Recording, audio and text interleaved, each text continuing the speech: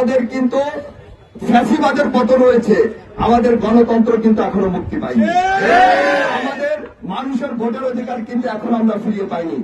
নির্বাচনকে বাধা দেওয়ার জন্য, এই ফেব্রুয়ারি নির্বাচন বাধা দেওয়ার জন্য তারা তাদের সর্বশক্তি নিয়োগ করছে। এজন্য আমরা জানি যে পৃথিবীর কোন স্বৈরাচার, পৃথিবীর কোন অপশক্তি টিকে থাকে নাই যদি জনগণ ফুসে দাঁড়ায়। আমরা দেখেছি ছাত্র জনতার ঐতিহাসিক অভ্যুত্থানে যেমন হাসিনা পালিয়ে গেছে, আগামী নির্বাচনেও যদি কোন অপশক্তি এভাবে নির্বাচনকে ব্যাহত করার চেষ্টা করে, ইনশাল্লাহ 24-এর মতো আবারও এদেশের মানুষ কিন্তু মানুষের ভোটের অধিকার ফিরিয়ে আনার জন্য তাদের বুকের তাজা রক্ত ধীরে ধীরে কিন্তু এর জন্য আমরাও কিন্তু সদা প্রস্তুত আছি।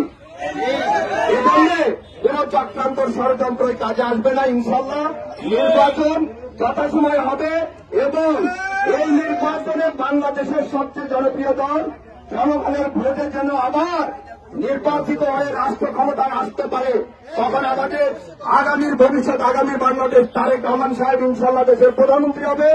আমাদের প্রিয় নেত্রী রাষ্ট্রপ্রধানের দায়িত্ব পালন করে ইনশাল্লাহ বাংলাদেশকে সমস্ত চক্রান্ত ষড়যন্ত্রকে রুখে দিয়ে জনগণের সরকার প্রতিষ্ঠিত করবে, এই আশা এবং এই প্রত্যয় আমরা এই 47তম জন্মদিনে বিএনপি